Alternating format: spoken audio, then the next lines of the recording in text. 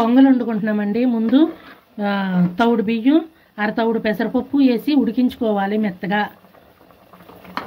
ఈ పక్కన సాంబార్కి టమాటా, ఉల్లిపాయ, కరివేపాకు, పచ్చిమిరకాయలు, ఉప్పు, కారం, పసుపు వేసి వేపుకోవాలి. వేపుకుని ఇలా ఉడికిన పప్పుకి పప్పు ఇలా మెత్తగా అయిపోవాలి. సాంబార్కి అది చింతపండు వేసుకోవాలి. నేను చింతపండు పిసకనండి, అలాగే వేసేస్తాను. దీంట్లో చెంబుడు వాటర్ వేసుకోవాలి.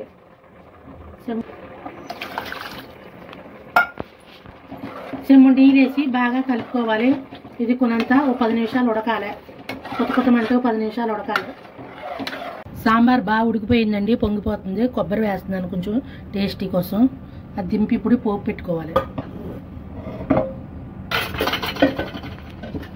దాటి పట్టుకుని దాంట్లో నూనె వేసుకోవాలి.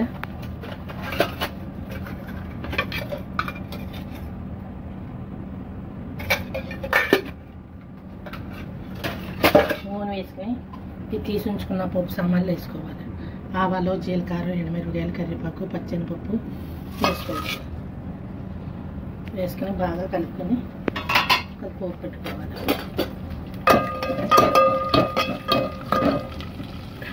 వేడి నూనెలో వేసుకుని బాగా తిప్పుకోవాలండి పోపుని.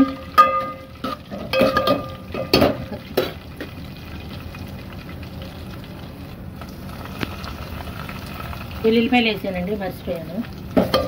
వెల్లుల్లిపాయలు వేసి బాగా కొంచెం మాడిదాకా తిప్పుకోవాలి. తిప్పుకున్న తర్వాత ఈ సాంబార్ దాంట్లో వేసుకోవాలి.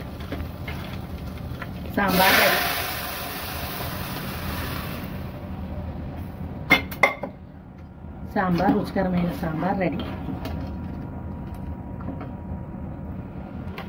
1 టీ స్పూన్ సాల్ట్ వేసుకొని బాగా తిప్పుకోవాలి. తిప్పుకొని ఇంకా నీళ్ళు దాకా ఉడికించుకోవాలి.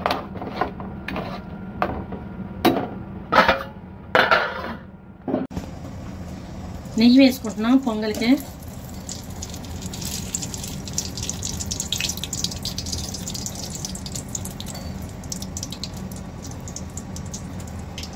పూర్తికి నెయ్యి వేసుకోవాలండి పొంగల్కి.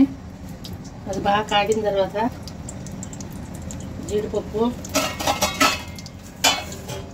జీడిపప్పు, మిరియాలు, పచ్చెనపప్పు వేసుకోవాలి. ఆవాలు కూడా వేసుకోవాలి. ఆవాలు,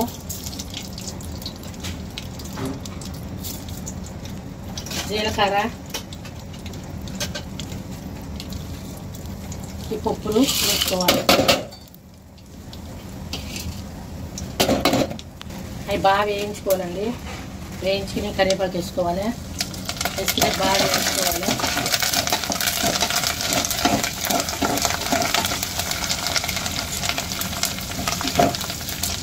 బాగా వేగిన తర్వాత ఈ పొంగల్లో నిబ్బరమోసుకోవాలి.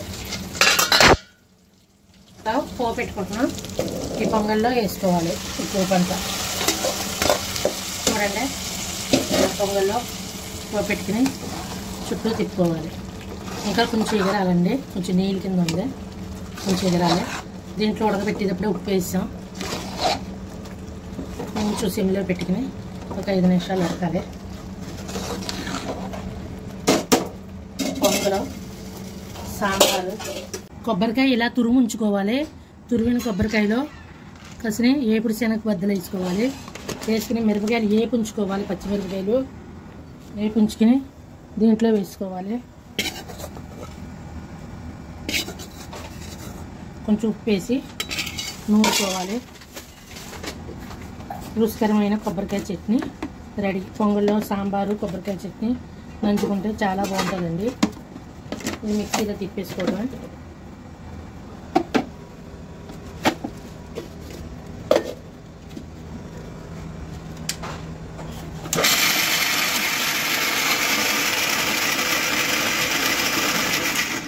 కొంచెం నీళ్ళు వేసుకోండి.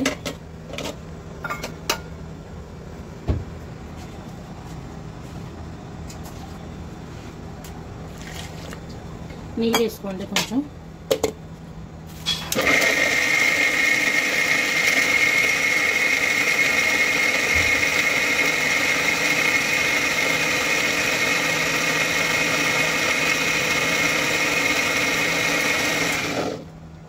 కొబ్బరికాయ చట్నీ రెడీ.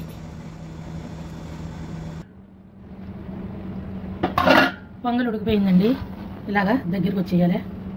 పొంగల్ రెడీ అయిపోయింది. పెసరపప్పు పచ్చిబియ్యం వేసి ఉప్పు వేసి ఉడకబెట్టి దాంట్లో జీడిపప్పులు మిరియాలు ఆవాలు జీలకర్ర పెట్టాలి, పోపు పెట్టాలి. కందిపప్పు సాంబార్ చేసాము. నంచుకోవటానికి కొబ్బరికాయ పచ్చడి చేసాము. పొంగల్లో నంచుకోవటానికి కొబ్బరికాయ పచ్చడి.